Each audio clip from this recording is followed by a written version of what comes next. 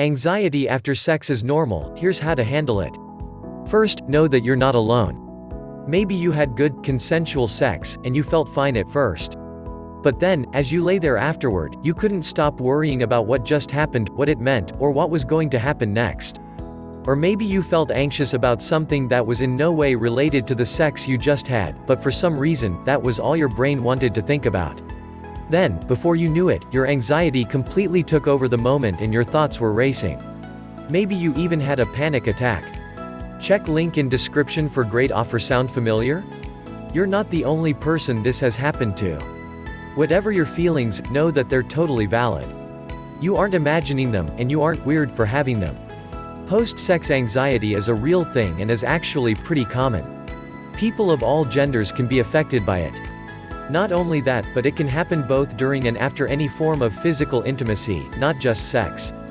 It isn't necessarily post-coital dysphoria, but it's possible. Post-coital dysphoria (PCD), also known as postcoital tristesse (PCT), is a condition that can cause feelings of sadness, agitation, and crying after intercourse. It can also cause feelings of anxiety. PCD can last anywhere from 5 minutes to 2 hours, and it can happen with or without orgasm.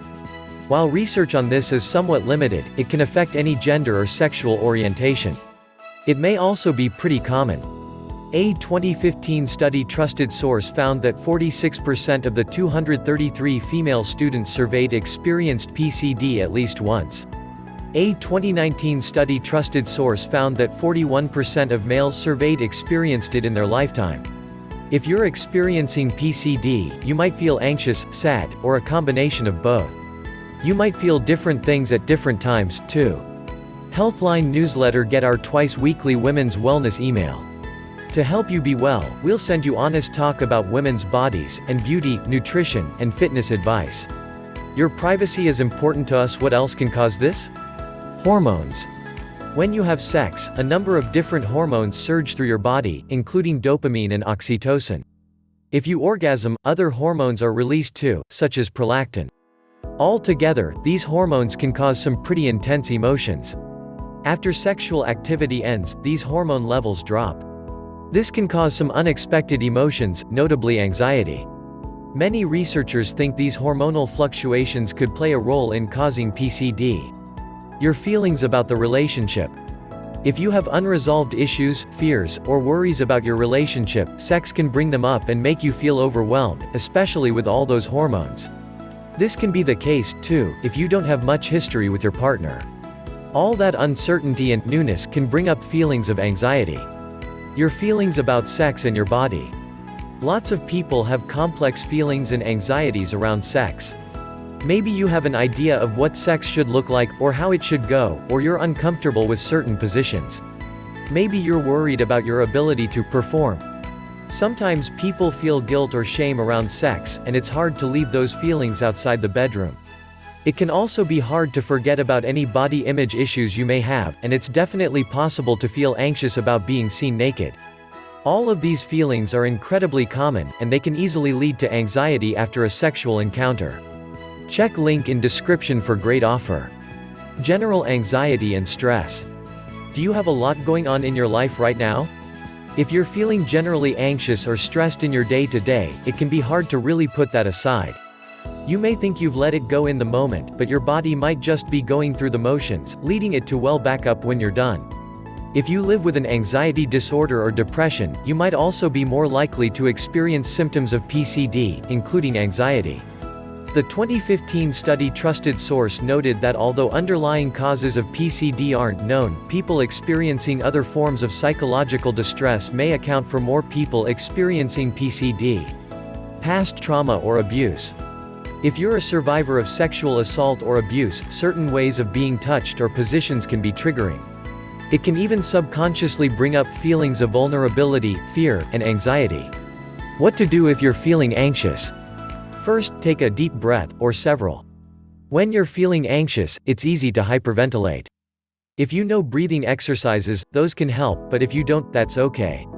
Just focus on inhaling and exhaling to try to calm your mind and slow your racing thoughts. If your anxiety is making your thoughts race about worst-case scenarios and you can't stop it, try calming yourself by focusing on the present, instead of whatever your brain is worrying about. For example, one trick that might help is to follow the 3-3-3 rule. Start by naming 3 things in your head that you see in front of you. Then, name 3 things you hear. End by moving 3 parts of your body. Another way of bringing your thoughts back to where you are in the present is to ask yourself some basic questions to assess your needs right now. Am I safe? What is happening right now? Is there something I need to do right now? Is there some place I'd rather be?